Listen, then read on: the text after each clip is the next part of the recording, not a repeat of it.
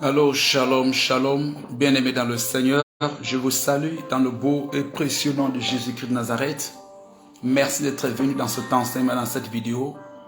Vous êtes avec l'évangéliste Martin Théa de la mission évangélique Amour du Christ. Merci d'être venu dans ce temps d'enseignement. Et par la grâce du Seigneur, nous allons parler d'une vie qui compte. C'est le thème que nous allons développer dans cette vidéo, dans cet enseignement. Une vie qui compte. Une vie qui compte aux yeux de Dieu. Une vie qui compte pour Jésus-Christ. Une vie qui est profitable à Jésus-Christ. Et donc, connectez-vous, invitez vos amis, partagez la vidéo. Vos sœurs, vos parents, votre femme, votre mari, informez-les, partagez la connexion. Et dites que l'évangile s'est connecté pour ce temps d'enseignement. C'est un moment, c'est un rendez-vous entre vous et le Seigneur. C'est un sacrifice que vous faites. Le fait de venir suivre cet enseignement à chaque fois que l'évangile est disponible. Vous venez pour suivre cet enseignement. Le Seigneur change des choses dans votre cœur, dans votre pensée. C'est un moment où le Seigneur vous attend. Vous savez, la Bible dit, dans l'évangile de Matthieu, le chapitre 18, le verset 20, et de là où 2 ou 3 sont assemblés en mon nom, je suis au milieu d'eux. Donc lorsque nous venons ensemble sur cette plateforme, au nom de Jésus-Christ, Dieu vient, Jésus vient, le Saint-Esprit vient et il fait son travail dans nos vies, dans nos cœurs, dans nos pensées. Donc, je voudrais vous inviter à suivre cet enseignement par lequel Dieu va réveiller quelque chose en vous, quelque chose autour de vous. Dieu va réveiller un géant spirituel dans votre vie. Et vous serez bénis à jamais. Et vous allez comprendre le sens de votre vie. Vous saurez que vous êtes important aux yeux de Dieu. Prions au nom de Jésus-Christ. Père Céleste, je veux te dire merci pour la vie de ton fils, pour la vie de ta fille, qui me suit maintenant, qui m'entend maintenant. Ô roi de gloire, je recommande ce moment entre tes mains. Prépare les cœurs, Saint-Esprit. Arrache les cœurs de pierre, les cœurs épineux, Saint-Esprit, les cœurs remplis de soucis, de haine, d'ignorance, et remplace-les par le cœur de Jésus-Christ. Touche notre intelligence. Renouvelle notre intelligence, comme tu as dit dans Romains le chapitre 12, le verset 1. Soyez transformés par le renouvellement de l'intelligence. Au moyen de cette vidéo, je te prie, oh Papa, par ta parole, par ton enseignement, par ta prière, renouvelle l'intelligence de quelqu'un qui me suit maintenant. Renouvelle l'intelligence de quelqu'un qui suit cette vidéo, qui suit cet enseignement maintenant. Merci mon Dieu, je viens prendre autorité contre toute force contraire, toute force qui s'oppose à Christ dans cette vidéo. Je les réduis au silence au nom puissant de Jésus. Je les oppose le feu du Saint-Esprit. Tout homme fort, toute femme forte, tout sorcier, tout occultiste qui voudrait se lever pour attaquer cette vidéo, pour attaquer ce programme. Je prie maintenant que le ciel s'ouvre et que des pierres de feu descendent sur eux pour les consumer, pour les réduire en cendres au nom puissant de Jésus. Qu'ils soient frappés d'aveuglement, de surdité et de paralysie au nom miraculeux de Jésus-Christ. Roi de gloire, je recommence ce moment entre tes mains. Attire tes enfants à toi dans cette vidéo. Bénis-nous, guéris-nous et glorifie ton Saint-Nom. Merci mon Dieu, merci mon roi. Au nom de Jésus-Christ. Au nom de Jésus-Christ. Alléluia. Alléluia. Merci d'être venu. Merci d'être venu. Likez la vidéo et partagez la vidéo au maximum. Invitez vos bien-aimés, vos frères et sœurs. Dans cette plateforme, le Seigneur veut vous parler. C'est un rendez-vous entre vous et votre Dieu. Et le thème que nous allons développer dans cette vidéo, c'est une vie qui compte. Une vie qui compte aux yeux de Dieu. En tant qu'un chrétien, c'est vrai que vous avez donné votre vie à Jésus-Christ comme votre Seigneur, votre Sauveur personnel. Mais est-ce que votre vie compte aux yeux de Dieu? Est-ce que votre vie est importante aux yeux de Dieu? De la manière que vous menez votre vie, après avoir donné votre vie à Jésus-Christ comme votre Seigneur, votre Sauveur personnel, est-ce que vous êtes utile à Dieu? Est-ce que votre vie profite à Dieu, profite à Jésus-Christ? Est-ce que votre vie est en train de contribuer pour l'édification de l'Église, pour l'épanouissement du royaume de Christ? Une vie qui compte. Une vie qui compte. Vous savez, c'est vrai, les chrétiens ne perdent pas le salut. Si quelqu'un a donné sa vie à Jésus-Christ comme son Seigneur et son Sauveur personnel, s'il est né de nouveau, il ne perdra plus ce salut. Il ira au paradis, il ira au ciel. Cependant, vous pouvez mener une vie sur cette terre qui ne compte pas pour Dieu. Une vie qui ne compte pas aux yeux de Dieu. Une vie qui ne profite pas à Dieu. Vous pouvez mener une vie de gaspillage sur cette terre. Vous êtes sauvé, vous avez la vie éternelle, mais la manière dont vous vivez, la manière dont vous gérez votre femme, la manière dont vous gérez votre foyer, vos enfants, vos entreprises, votre argent. Merci, monsieur Silla, de venir dans cette vidéo. Thank you, my sister. May God bless you, please. May God bless you. Merci d'être venu liker la vidéo. Le Seigneur vous bénisse au maximum. La manière dont vous menez votre vie sur cette terre, elle peut être une vie qui ne compte plus aux yeux de Dieu. Elle peut être une vie qui n'est pas profitable à Dieu. Une vie qui n'apporte aucun bénéfice à Jésus-Christ. Donc, en tant qu'enfant de Dieu, en tant que chrétien, nous sommes nés de nouveau. Nous avons donné notre vie à Jésus-Christ comme notre Seigneur et notre Sauveur personnel. S'il nous a laissés sur cette terre, il ne nous a pas pris directement pour nous amener au paradis. Mais il nous a laissé un temps, 50 ans, 80, 70, 120 ans à vivre encore sur cette terre avant de le rejoindre à la maison qui est le paradis. C'est pour que nous puissions poser des actes qui profitent à Dieu. C'est pour que nous puissions faire des choses, poser des actes dans notre famille, dans notre quartier, dans notre village, dans notre nation, dans ce monde. Des choses profitables à Dieu. Donc, est-ce que votre vie est profitable à Jésus-Christ? Est-ce que votre foyer est profitable à Jésus-Christ? Est-ce que votre mari, votre femme, vos enfants, est-ce qu'ils sont profitables à Jésus-Christ?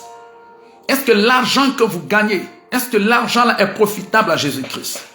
Est-ce que le travail que vous avez obtenu, le travail que vous faites, est-ce que ce travail-là est profitable à Jésus-Christ? Les diplômes que vous avez eus, est-ce que ces diplômes-là sont profitables à Jésus-Christ? Les maisons que vous avez achetées, vous avez construites, les terrains que vous avez achetés, les véhicules que vous avez achetés, est-ce que toutes ces choses sont utiles à Dieu? Est-ce que Dieu profite de ces choses? Est-ce que vous les mettez au service de Dieu pour faire avancer le royaume de Dieu, pour élargir, pour agrandir le royaume de Dieu, pour faire avancer l'œuvre de Dieu? Est-ce que c'est utile à Dieu? C'est de ça qu'il s'agit. Donc vous pouvez mener une vie profitable à Dieu sur cette terre. Tout comme vous pouvez mener une vie qui ne compte plus aux yeux de Dieu. En tant qu'un chrétien, bien sûr. Donc, l'objectif de cette vidéo, c'est pour réveiller votre conscience, c'est pour éveiller le géant spirituel qui est en vous, afin qu'à partir d'aujourd'hui, que vous commencez à mener une vie qui compte aux yeux de Dieu.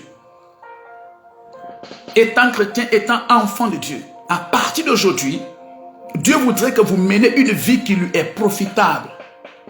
Dieu voudrait que vous gérez votre famille en sorte que cette famille lui soit profitable. Dieu voudrait que vous gérez votre femme, vos enfants et tous ceux qui sont sous vos toits en sorte qu'ils soient profitables. Dieu voudrait que tous les diplômes que vous avez eus dans vos études lui soient profitables. Dieu voudrait que votre intelligence et tous les talents que vous avez lui soient profitables. Tous les terrains que vous avez achetés, les maisons que vous avez achetées, les véhicules que vous avez achetés, les vêtements, tous vos biens. Dieu voudrait que toutes ces choses lui soient profitables. Comment est-ce que vous gérez ces choses? Est-ce que de la manière que vous gérez ces choses, est-ce que ces choses sont profitables à Dieu? Une vie qui compte aux yeux de Dieu. Ma vie compte aux yeux de Dieu. Parce que je suis profitable à Jésus-Christ. Jésus m'utilise. Je prépare des enseignements. Et j'enseigne sa parole. Je témoigne de son sang. À ceux qui ne connaissent pas sa parole. À ceux qui ne comprennent pas sa parole. Ma vie compte aux yeux de Dieu. Parce que ma famille est profitable à Christ. Ma femme et mes enfants et tous ceux qui sont sous mon toit. Dieu profite. Ma maison, mon terrain, mes biens, tout ce que j'ai, tout est profitable à Dieu. Voici une vie qui compte aux yeux de Dieu. Mais vous êtes enfant de Dieu. Vous proclamez haut et fort partout que vous êtes chrétien. Vous dites que vous avez donné votre vie à Jésus. Vous êtes un enfant de Dieu. Votre argent ne profite pas à Dieu. La preuve en est que même vous n'êtes même pas capable de payer la dîme à Dieu. Vous n'êtes même pas capable de donner des bonnes offrandes à Dieu. Vous n'êtes même pas capable de soutenir le travail de Dieu. Est-ce que votre argent profite à Dieu? D'autres achètent des terrains, ils donnent à Dieu. D'autres donnent leur terrain à Dieu. D'autres donnent des véhicules à Dieu. D'autres donnent de l'argent pour soutenir le travail de Dieu. D'autres s'investissent dans le département des enfants. Ils enseignent la parole de Dieu aux enfants. D'autres enseignent la parole de Dieu aux jeunes. Merci mon frère d'être venu dans cette vidéo. Je vous aime très fort. Merci de liker la vidéo. Merci infiniment. Est-ce que votre vie est profitable à Dieu? Donc Dieu voudrait que votre vie lui soit profitable. C'est lorsque vos vies sont profitables à Dieu que vous serez bénis. Que le cœur de Dieu sera réjoui à votre égard. Et en ce moment, Dieu va commencer à faire des grandes choses dans votre vie. Alléluia. J'ai dit alléluia. Likez la vidéo. Invitez quelqu'un. Likez la vidéo. Invitez quelqu'un s'il vous plaît. Likez la vidéo. Le Seigneur va nous bénir puissamment dans cette vidéo. Merci Seigneur. Nous allons lire le premier passage. Prenez votre Bible dans l'évangile de Luc, le chapitre 12. Et lisons. L'évangile de Luc, le chapitre 12, je lis au nom de Jésus-Christ. Je lis à partir du verset 13. L'évangile de Luc, le chapitre 12, nous lisons à partir du verset 13. Étudions ensemble une histoire. Quelqu'un dit à Jésus, du milieu de la foule, « Maître, dis à mon frère de partager avec moi notre héritage. » Jésus lui répondit, « Ô homme, qui m'a établi pour être votre juge, pour faire vos partages? » Puis il leur dit, « Gardez-vous avec soin de toute avarice, car la vie d'un homme ne dépend pas de ses biens. Serait-il dans l'abondance? » Et il leur dit cette parabole. Les terres d'un homme riche avaient beaucoup rapporté. Et il raisonnait en lui-même, disant, « Que ferai-je, car je n'ai pas de place pour rentrer ma récolte? Voici, dit-il, ce que je ferai. J'abattrai mes greniers. J'en bâtirai de plus grands. J'y amasserai toute ma récolte et tous mes biens. Et je dirai à mon âme, tu as beaucoup de biens en réserve pour plusieurs années. Repose-toi, mange, bois.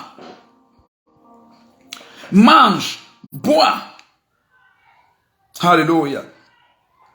Et réjouis-toi. » Mais Dieu lui dit, « Insensé, cette nuit même, ton âme te sera redemandée. Et ce que tu as préparé, pour qui serait-ce? Il en est ainsi de celui qui amasse des trésors pour lui-même et qui n'est pas riche pour Dieu. » Il en est ainsi de quiconque est riche pour lui-même, mais qui n'est pas riche pour Dieu. Donc, voici un homme. Cet homme, il a travaillé un champ de riz. Il a travaillé durement. Il a fait un grand champ de riz. Et la récolte a bien donné. Le champ a bien donné. Il a récolté toutes ses sauges. Il a amassé dans son grenier. Maintenant, ça finit. Parce que lui, ses projets se limitent sur la terre. Ses visions se limitent sur la terre. Aux sauges physiques. Il ne voit pas au-delà de l'invisible. C'est un homme limité. Et la plupart des hommes sur la terre sont comme ça maintenant. Ils sont limités. Tous leurs projets se limitent au projet de la terre. Leur projet ne va pas jusqu'au-delà de la vie terrestre. Ils ne peuvent que construire des maisons. Ils ne peuvent que acheter des voitures. Ils ne peuvent que se marier. Ils ne peuvent que faire des enfants. Mais leur projet ne peut pas aller jusqu'au-delà. Jusqu'au-delà des choses terrestres. Alléluia. Leur projet ne va pas jusqu'au-delà des choses terrestres. Donc, quand il a fait ça, il a travaillé durement, non? Il a récolté et il a mis la récolte dans son grenier. Maintenant, il s'est dit, mon âme, oh, tu as beaucoup travaillé. Tu as beaucoup travaillé et tu as beaucoup de biens. Tu as des voitures, tu as des femmes, tu as des enfants, tu as des maisons, tu as de l'argent. Tu peux maintenant te reposer. Tu peux blaguer. Tu peux faire de n'importe quoi. Réjouis-toi. Fais tout ce que tu veux. Donc, vous voyez, il s'en fout de Dieu. il s'en fout de Dieu. Il ne se soucie pas des autres. Il s'en fout de Dieu. Dieu n'est pas dans son projet. Dieu n'est pas dans son programme. Lui, tout son programme, c'est étudier, voyager, avoir du travail, se marier, construire des maisons, acheter des voitures, avoir de l'argent et beaucoup de femmes. C'est tout son programme, tout son projet. Et vous savez, ce ne sont que des projets terrestres. Toutes ces choses se limitent ici sur la terre. Vous n'avez jamais vu un homme qui a été enterré avec ses voitures. Vous n'avez jamais vu un homme qui a été enterré avec sa maison. Vous n'avez jamais vu un homme qui a été enterré avec tout l'argent qu'il a eu. Nous connaissons des présidents, nous connaissons des ministres, nous connaissons des gouverneurs, des grandes personnes influentes, très riches, qui sont morts et qui ont laissé tout ça derrière. Ils ont laissé leur maison derrière, leur voiture derrière, leur argent derrière, leurs femmes et leurs enfants. Ils ont tout laissé derrière. Et ils ne peuvent pas dire, voici, c'est celui-ci qui doit diriger mon argent. C'est celui-ci qui doit diriger ma maison. Merci mon fils d'être venu liker la vidéo. Donc tous les projets de cet homme se limitaient au projet terrestre. Il s'en fout de la vision céleste. Il s'en fout du projet de Jésus-Christ. Il s'en fout du programme de Jésus. Que quelqu'un connaît Jésus ou pas, ce n'est pas son problème. Quelqu'un a donné sa vie à Jésus-Christ ou pas, ce n'est pas son problème. Les autres ont entendu l'évangile ou pas, ce n'est pas son problème. Merci de liker la vidéo. Tous ces projets, c'est avoir du travail, se marier, faire des enfants, acheter des voitures, acheter des terrains, et coucher, dormir, blaguer, et c'est fini. Dans leur tête, dans leur cœur, dans leur esprit, il n'y a aucun programme de Dieu. Il n'y a aucun projet de Dieu. Leur projet se limite au projet terrestre. Donc quand il a fini de travailler ainsi et d'amasser toute la récolte dans son grenier, il dit c'est fini. Moi j'ai tout, je n'ai plus besoin de travailler. Vous avez entendu des hommes parler comme ça. Parce qu'ils ont construit une maison, une case. Parce qu'ils ont construit une petite case. Ils ont acheté une vieille voiture. Ils se disent qu'ils sont arrivés. Donc ils parlent n'importe comment. Ah bon, moi je n'ai plus besoin de quoi, hein? J'ai fini. J'ai étudié, j'ai des diplômes, j'ai l'argent. J'ai fini de construire, j'ai fini de réaliser, ainsi de suite.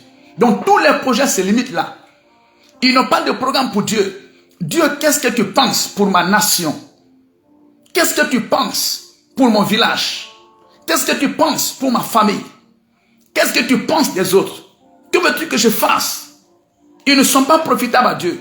Tous les projets se limitent sur la terre. Et quand il a dit cette parole, Dieu dit d'accord, on va voir. Dieu lui a dit insensé. Le Seigneur l'appelle insensé. Dans l'évangile de Luc, le chapitre 12. Le Seigneur l'appelle insensé. Ça c'est dans le verset 20. Luc 12, 20. Il dit, mais Dieu lui dit insensé. Cette nuit même, ton âme te sera redemandée. Cette nuit même, je vais prendre ton âme. Tu dis que tu as fini de réaliser. Tu as construit, tu as étudié, tu t'es marié, tu as des enfants, tu as l'argent. Donc c'est fini. C'est ce que tous les hommes cherchent. La plupart des hommes. C'est pourquoi je vous dis que quelqu'un qui n'a pas accepté Jésus-Christ comme son Seigneur et son Sauveur personnel est mort spirituellement. Son esprit est mort. Il ne peut pas saisir les choses de Dieu. Il ne peut pas comprendre les choses de Dieu. Donc, dans ce monde, lorsque vous avez construit des maisons, lorsque vous avez acheté des voitures, lorsque vous êtes marié, vous avez fait des enfants, vous avez de l'argent, aux yeux du monde, vous êtes une personne réussie. Mais aux yeux de Dieu, une personne réussie est quelqu'un qui a donné sa vie à Jésus-Christ comme son Seigneur et son Sauveur personnel. Aux yeux de Dieu, une personne qui a réussi, c'est cette personne-là qui a accepté Jésus-Christ comme son Seigneur et son Sauveur personnel. C'est cette personne-là qui a donné sa vie à Jésus-Christ. Voilà une personne réussie. Donc, aux yeux de Dieu, vous avez des voitures, vous avez de l'argent, vous avez des femmes, vous avez des enfants, vous avez des maisons, des terrains, vous voyagez partout, vous avez des diplômes. Si vous n'avez pas Jésus-Christ, aux yeux de Dieu, vous êtes une personne échouée. Si vous êtes d'accord avec moi, likez la vidéo. Si vous êtes d'accord avec moi, likez la vidéo. Quelque chose manque. Toutes ces choses sont bonnes. Et dans le plan de Dieu, ces choses ne doivent pas venir en première position. C'est pourquoi il est dit dans Matthieu le chapitre 6, le verset 33. Cherchez premièrement le royaume et la justice de Dieu. Et toutes ces choses vous seront données par-dessus. L'évangile de Matthieu, le chapitre 6, le verset 33. Cherchez d'abord, Dieu dit dans ce verset, cherchez d'abord le royaume de Dieu et sa justice. Et toutes ces choses vous seront données par-dessus. Donc si nous renversons l'ordre de Dieu, nous allons perdre ces choses. Nous n'aurons pas ces choses. Si vous renversez l'ordre de Dieu. Donc tous ceux qui ont des diplômes, des masters, des licences, des BTS, des doctorats, qui ont des voitures, des maisons, des terrains, des femmes, qui ont de l'argent, mais qui n'ont pas Jésus-Christ, aux yeux de Dieu, vous êtes une personne échouée.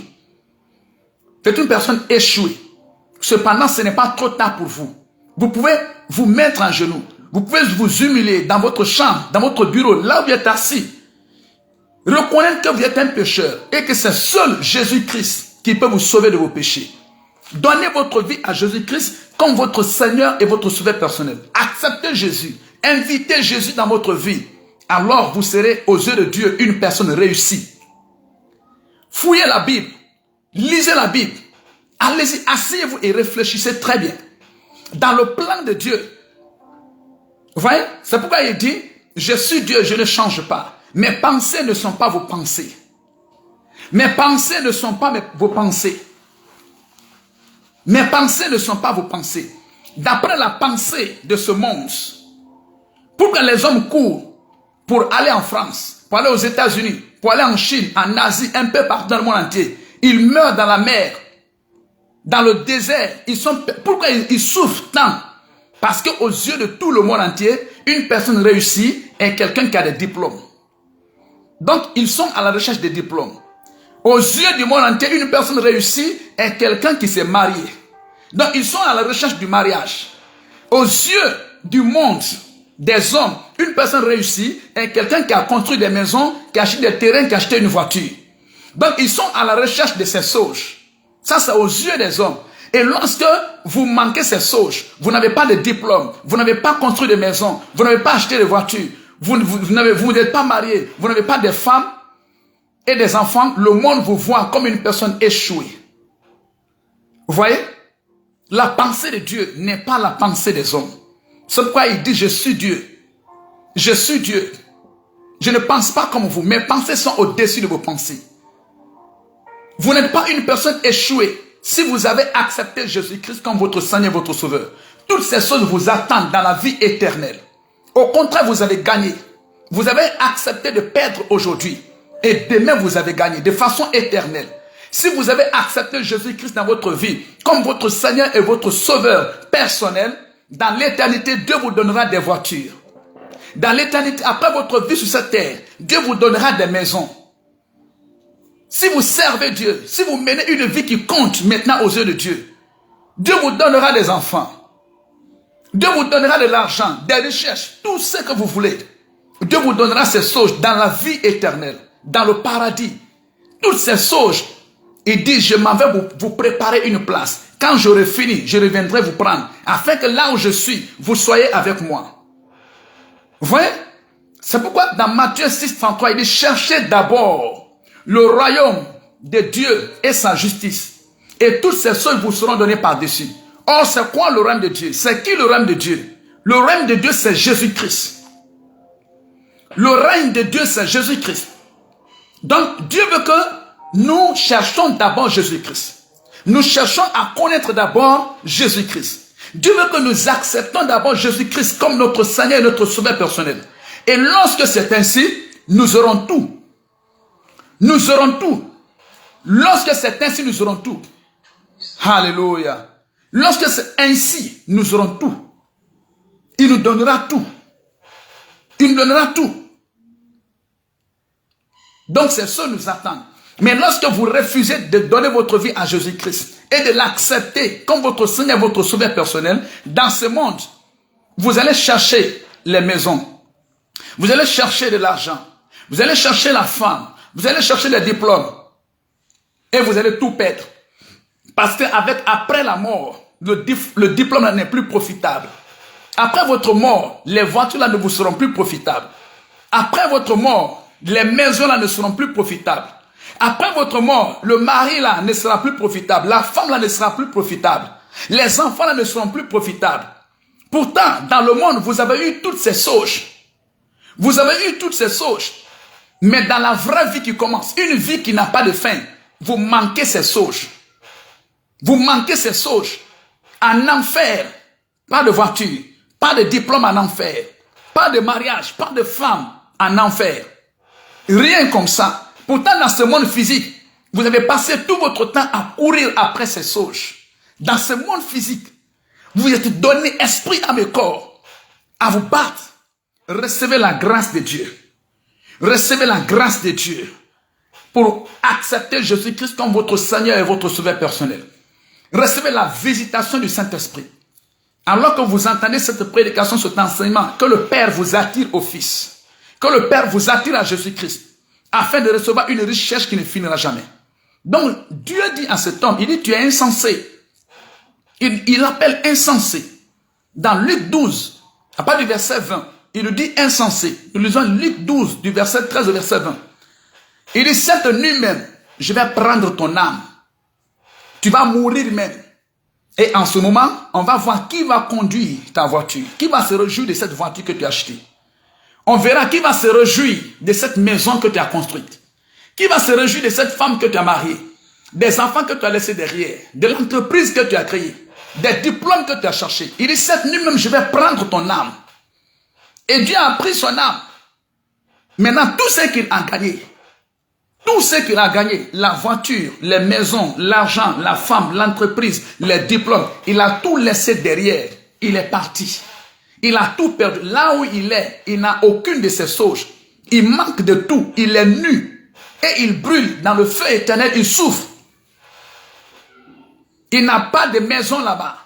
Il n'a pas de voiture là-bas. Il n'a pas de femme. Il n'a pas de mari. Il n'a pas d'enfant. Il n'a pas d'argent là-bas.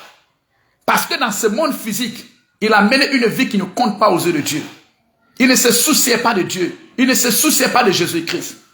Une vie qui compte aux yeux de Dieu. Une vie qui compte aux yeux de Dieu. Alléluia. J'ai dit alléluia. Je vais vous raconter une deuxième histoire. Une deuxième histoire. Alléluia. Nous sommes dans l'évangile. Nous sommes dans l'évangile de Luc. Est-ce que vous êtes là? Merci Seigneur. Merci mon Dieu. Merci mon roi. Merci mon Seigneur. Il a katerakosoturianderegos. Merci Père. Merci. Prenez votre Bible s'il vous plaît. Prenez votre Bible. Je vais lire un passage pour vous. Je vais lire un passage pour vous. Dieu va vous bénir puissamment. Dieu va vous bénir puissamment. Mosha kataradozetesh. Ilandaragozotori kataragozoto shatalalash. Merci Père. Merci mon Dieu. Merci mon roi. Merci Saint-Esprit de Dieu. Je lis Luc le chapitre 16. Prenez votre Bible. Luc le chapitre 16. Luc le chapitre 16. Est-ce que vous êtes là? Je lis au nom de Jésus-Christ. Luc le chapitre 16. À partir du verset 19. Luc le chapitre 16 du verset 19 jusqu'au verset 31. Est-ce que vous êtes là? Je lis au nom de Jésus-Christ. Il y avait un homme riche qui était vêtu de pourpre et de fin lin et qui chaque jour menait joyeuse et brillante vie. Un pauvre nommé Lazare était couché à sa porte, couvert d'ulcères et désireux de se rassasier des miettes qui tombaient de la table du riche. Et même les chiens venaient encore lécher les ulcères. Le pauvre mourut et il fut porté par les anges dans le sein d'Abraham. Le riche mourut aussi et il fut enseveli. Dans le séjour des morts, il leva les yeux et tandis qu'il était en proie au tourment, il vit de loin Abraham et Lazare dans son sein. Il s'écria, Père Abraham, aie pitié de moi et envoie Lazare pour qu'il trempe le bout de son doigt dans l'eau et me rafraîchisse la langue, car je souffre cruellement dans cette flamme. Abraham répondit, mon enfant, souviens-toi que tu as reçu tes biens pendant ta vie, et que Lazare a eu les maux pendant les siennes. Maintenant, il est ici consolé et toi tu souffres. D'ailleurs, il y a entre nous et vous un grand abîme, afin que ceux qui voudraient passer d'ici vers vous ou de là vers nous ne puissent le faire. Le riche dit, je te prie donc, Père Abraham, d'envoyer Lazare dans la maison de mon père, car j'ai 5 frères. C'est pour qu'il leur atteste ses sauges, afin qu'ils ne viennent pas aussi dans ce lieu de tourment. Abraham répondit, ils ont Moïse et les prophètes, qu'ils les écoutent. Et il dit, non, Père Abraham, mais si quelqu'un des morts va vers eux, ils se repentiront. Et Abraham lui dit, s'ils n'écoutent pas Moïse et les prophètes, ils ne se laisseront pas persuader, même si quelqu'un des morts ressuscitait. Alléluia, quelle histoire. Donc cet homme riche, il avait de l'argent. Il était riche, il avait de l'argent.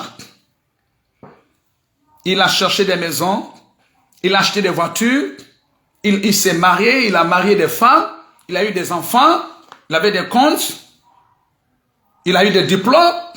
Et tous les jours, la Bible dit, c'est dans Luc le chapitre 16, à partir du verset 19 jusqu'au verset 31.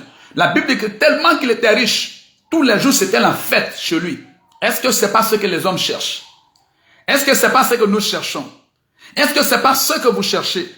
Tellement qu'il était riche, tous les jours chez lui, c'était la fête. Matin, midi, soir, c'était la fête. Vous ne connaissez pas des gens comme ça? Tous les jours, vous partez chez eux, c'est la fête. Tellement qu'ils sont riches. Tous les jours, vous rentrez chez eux, c'est la fête. Tellement qu'ils sont riches. Donc, Dieu n'était pas dans son programme. Il n'avait aucun programme pour Dieu. Il ne se souciait pas des autres. Il ne se souciait pas de Dieu. Il ne se souciait pas du travail de Dieu. Aller à l'église n'était pas dans son programme. C'était pas son problème. Tout ce qui était dans sa tête maintenant, comment voyager, comment avoir des diplômes, comment se marier, comment faire des enfants, comment construire des maisons, acheter des voitures, des terrains. Tout ce qui était dans sa tête et dans son cœur, c'était ça, c'est tout. Mais donner ta vie à Jésus-Christ, adorer Jésus-Christ, servir Jésus-Christ, marcher avec Jésus-Christ, obéir à Jésus-Christ. Non, non, non, non, non. Il n'a pas le temps pour ça. Il va te dire, ça c'est pour les paresseux. C'est des gens qui n'ont rien à faire. C'est des paresseux. C'est des gens qui n'ont rien à faire. C'est comme ça le monde trompe. Comme le diable a trompé Adam dans le jardin d'Éden.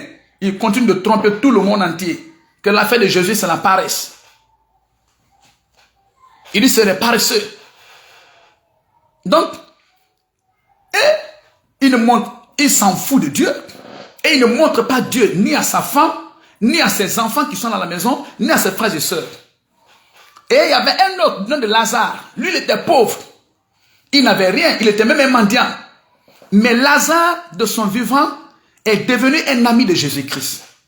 Ça veut dire qu'il a donné sa vie à Jésus-Christ. Il a cru en Jésus-Christ. Il a donné sa vie à Jésus comme son Seigneur et son Sauveur personnel. Lazare, croyait en Jésus-Christ. Donc, Lazare est mort en premier, parce que vous savez que dans ce monde, c'est les pauvres qui vont mourir en premier. Lazare est mort en premier, ensuite le riche est mort. Mais lorsque Lazare est mort, la Bible dit que les anges de Dieu sont venus prendre Lazare et l'amener dans le sein d'Abraham. Vous voyez ça dans le verset 22. Luc le chapitre 16, le verset 22. Le pauvre mourut et il fut porté par les anges dans le sein d'Abraham. Lorsque Lazare est mort, les anges de Dieu sont descendus. Ils ont pris l'âme, l'esprit de Lazare. Ils l'ont amené au ciel, là où Abraham est, chez Dieu. Vous voyez? Vous voyez? Lorsque vous croyez en Jésus-Christ, lorsque vous donnez votre vie à Jésus, comme votre Seigneur et votre Sauveur personnel, dès que vous mourrez, automatiquement, les anges de Dieu descendent et prennent votre esprit, votre âme et vous conduisent au paradis, là où Jésus se trouve. Vous voyez? Tout le monde sait que quand on parle de Lazare, c'est l'homme que Jésus a ressuscité. Celui qui était mort 4 jours, Jésus a ressuscité. Jésus l'a sorti du tombeau. C'était l'ami de Jésus-Christ. Et la Bible dit dans l'évangile de Luc, le chapitre 16, le verset 22, que lorsque Lazare est mort, les anges de Dieu sont descendus. Ils ont pris Lazare, ils l'ont amené chez Dieu. Mais regardez quand le riche est mort. Dans le même verset, le riche mourut aussi et il fut enseveli. Le riche mourut aussi et il fut enseveli. Vous voyez? Le riche aussi est mort et on l'a enterré.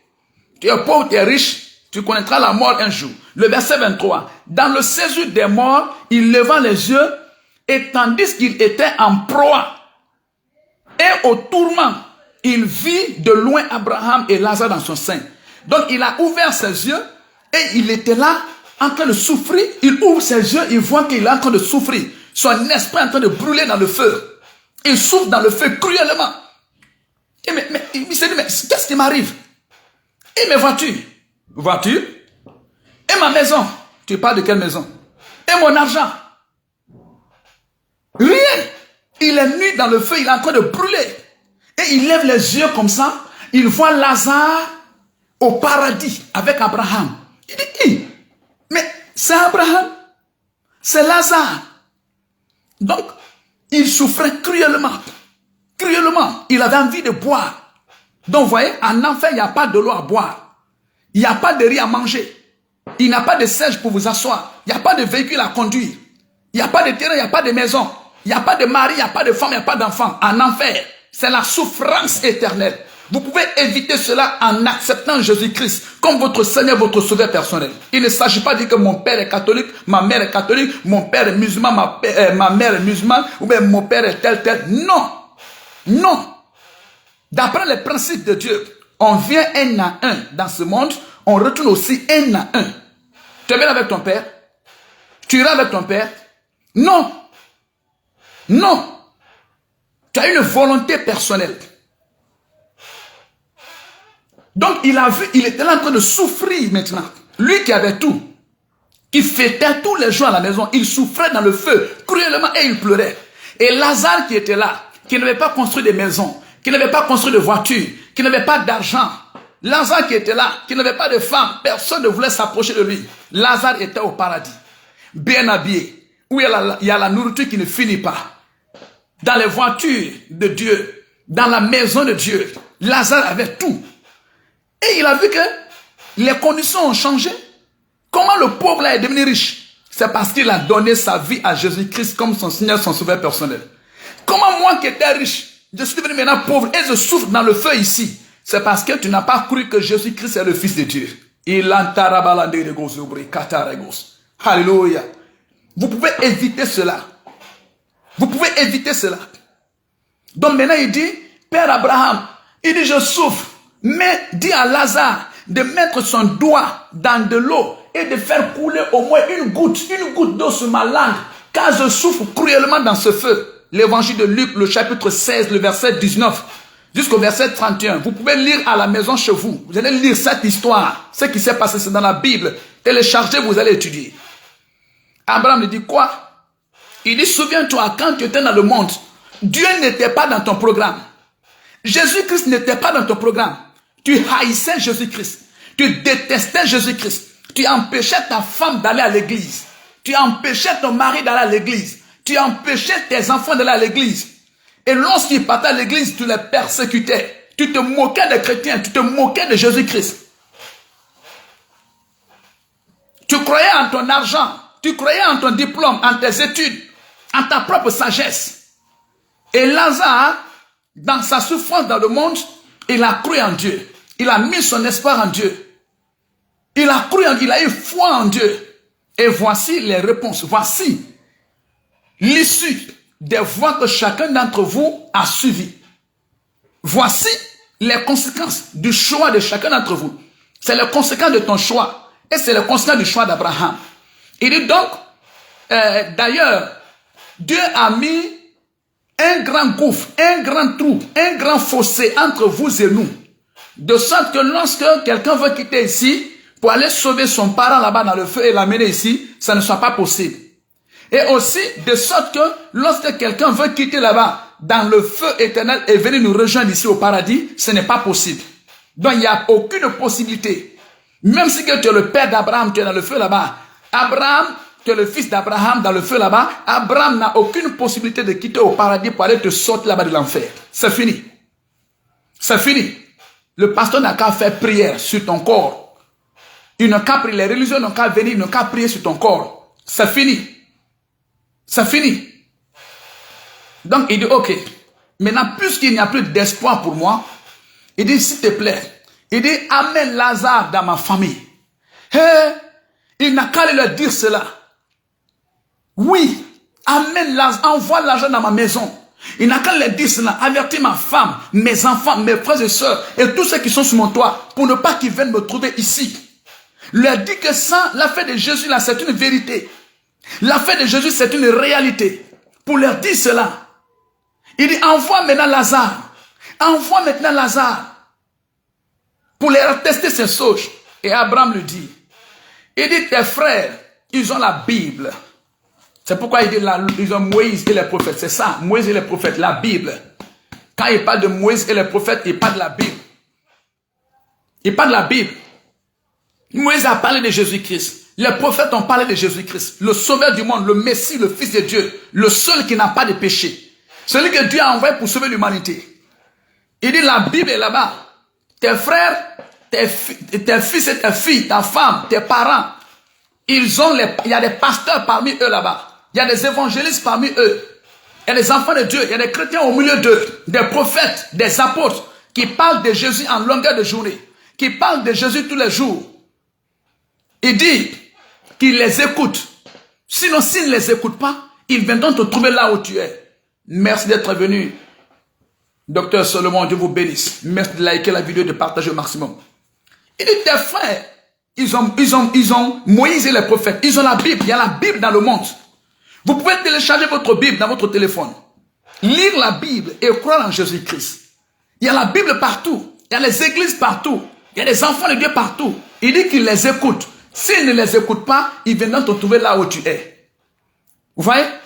Si vous ne m'écoutez pas, si vous n'écoutez pas le message que Dieu est en train de vous donner, il n'y aura pas d'espoir pour vous. Il n'y a pas d'espoir pour vous. Si vous n'écoutez pas les pasteurs, vous n'écoutez pas les prophètes, les apôtres, les chrétiens, si vous ne croyez pas au message de la Bible, il n'y a pas d'espoir pour vous. Il n'y a pas d'espoir pour vous. Il n'y a pas d'espoir pour vous. Alors que vous êtes encore vivant, c'est maintenant que vous devez faire le choix. Ce n'est pas après votre mort. Si vous mourrez, vous n'avez pas fait le choix. Si vous mourrez, vous irez en enfer. Même si que les religieux du monde entier se rassemblent pour prier sur votre corps, il n'y a pas de possibilité pour vous de vous faire transférer de ce lieu et vous amener au paradis. Non. C'est votre vivant, de votre vivant que vous, c'est vous qui allez faire le choix. Qui est mort? C'est vous qui êtes mort. C'est vous qui allez faire le choix de votre vivant. Donc, lorsqu'il a vu que ce n'est plus possible, il dit non. Il dit, Père Abraham, il dit, Lazare peut partir. Hein? Il semble que Lazare est mort. Donc, si quelqu'un d'entre les morts ressuscite pour aller les annoncer, vraiment, ils vont croire. Abraham lui dit non. La Bible est suffisante. Le message de la Bible est suffisant. S'ils ne croient pas au message de la Bible, même si un ange de Dieu descendait pour les parler, ils ne vont pas croire en Jésus-Christ. Ils ne vont pas croire au message de Jésus-Christ. Tout ce que Dieu a mis dans la Bible, c'est suffisant. C'est suffisant. Le message de la Bible est suffisant. On n'a pas besoin de notre message pour aller au paradis. On n'a pas besoin de notre livre pour aller au paradis. On n'a pas besoin de notre enseignement pour aller au paradis. Tout ce qu'on a besoin pour aller au paradis, pour aller au ciel, Dieu a tout mis dans la Bible. Tout est dans la Bible. Donc il dit, s'ils n'écoutent pas la Bible, les pasteurs, les prophètes, s'ils ne les écoutent pas, ils viendront te trouver là où tu es. Même si quelqu'un ressuscitait d'entre les morts et revenait pour les parler, ils ne vont pas croire. Est-ce que Lazare n'était pas ressuscité? Lorsque Jésus a ressuscité Lazare devant eux, est-ce qu'ils ont cru? Merci, merci docteur, Dieu vous bénisse, merci d'être venu, je vous aime très fort. Lorsque Jésus a ressuscité Lazare du tombeau le 4e jour, il n'était pas là-bas. Ils étaient nombreux. Mais est-ce qu'ils ont cru en Jésus-Christ? Ils n'ont pas cru en Jésus-Christ. D'ailleurs, ils se sont dit, on va le tuer. Et on va tuer Lazare. Parce que si on ne tue pas Lazare, beaucoup de personnes vont croire en lui.